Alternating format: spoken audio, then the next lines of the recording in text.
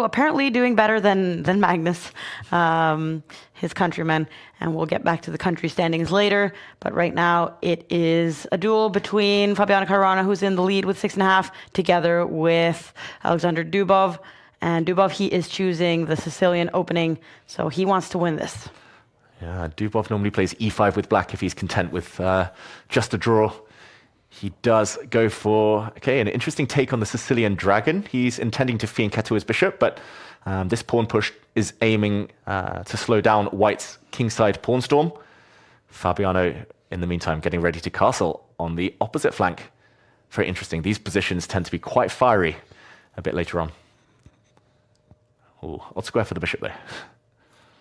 I was going to say, I feel like I'm going to start paying attention more to the openings, and I've played this with White, but I'm not sure I would have played the bishop back that way. But now it's looking like it makes more sense, because then you get to trade your knight for the knight instead of your light-squared bishop. Mm-hmm. Fabiano is holding off.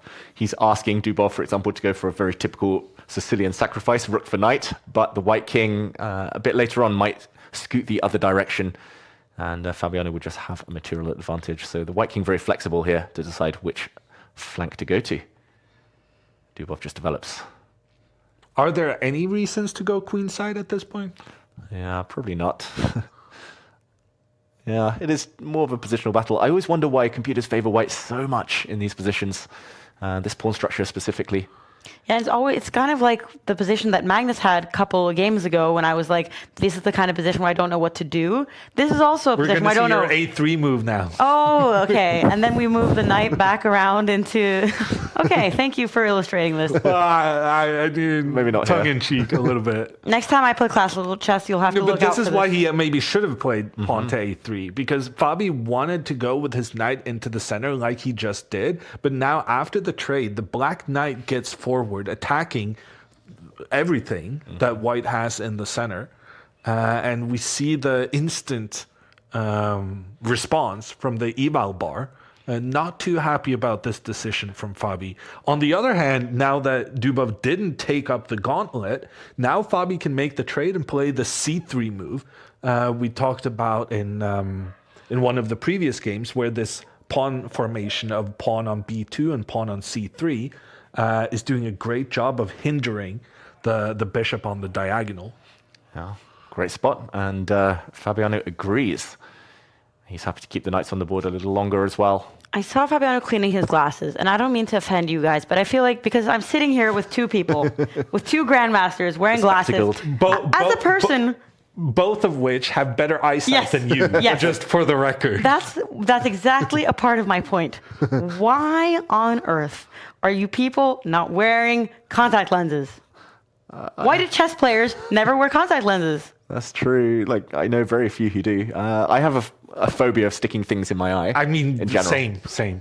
No, I mean... Get over it. No, but contact lenses is based on the fact that you're supposed to train yourself out of a evolutionary kind of reflex to protect your eye. It makes no sense. Whereas for someone as, willing to danger as you are, see no problem in that whatsoever. Yeah, but it's a huge advantage in when you're doing different sports. And I mean, staring at a screen, you need special glasses to do that in a good way. I'm always shocked. Every time I ask a chess player, oh, how bad is your eyesight since you're wearing glasses? And it's and I think to myself, if I had that eyesight, I wouldn't be wearing glasses at all. I would just not bother. And I wouldn't be surprised to learn the same is true for Fabiano, who's had to wipe his glasses twice so far during this game, spending time and seconds on that. Yeah, no, I mean, I got glasses pretty late. I was 18 when I got my glasses. And one thing I feel like people could have warned me about is that you will never really manage to see the world in the same way again, because keeping the glasses clean is nigh impossible. It's such a hassle. It's eternal. It's a lifelong task keeping the glasses clean. I think that's there's a kind of stereotype of chess players, especially grandmasters. They can't drive and they don't wear contact lenses. It's glasses or nothing. Okay.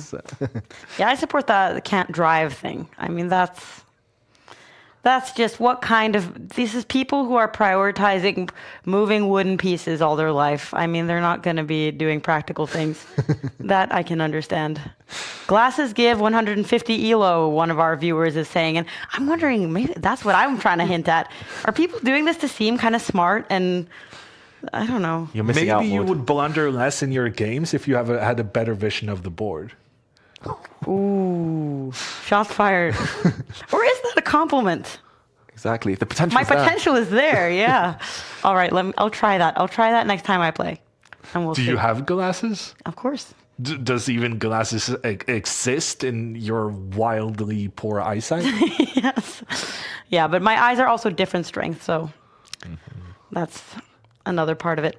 But in the meantime, Caruana adjusting his glasses and is now dealing with a pawn break in the center. Very timely.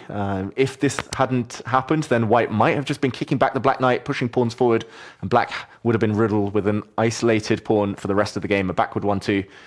Black does have a slightly worse pawn structure, doubled F pawns, but they do keep the kings safe, and that's quite nice in blitz chess, in quicker time formats. The rest of the black pieces look very, very active. I must say, I probably prefer black here. I really enjoy this pawn structure in general, especially because they control so many central squares. I think Dubov, maybe lower on time, would be the happier of the two, though, with an equal result here. I like white's bishop in the center, though. Protected by a pawn, no black pawns can attack it. It seems like it has a very, very long-term, easy future. That is true. Definitely the best piece for white right now. To trade or not to trade, the black rook is being stared at. Okay, the bishop's potentially coming off. Or will Fabiano say no and run away? No, he does exchange. If it's a king and pawn endgame, everything else being exchanged off, white will win with the 3 versus 2 majority. Not that you can really afford to look too far into the future. Yeah.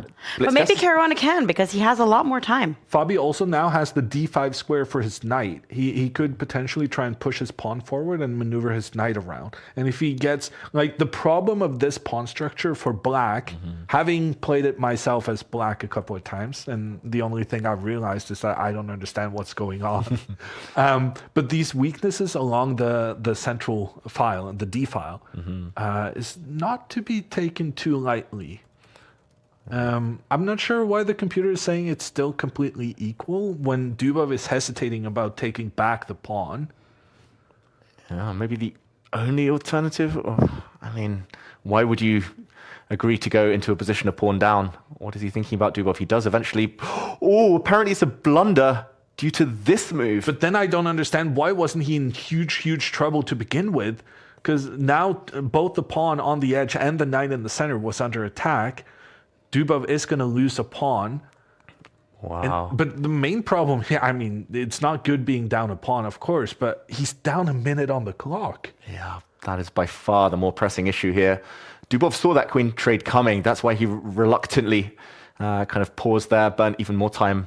Apparently the only way was to play very actively, go for some active pieces and try to come in with his bishops with the queens on. This position with the queens on would be very different.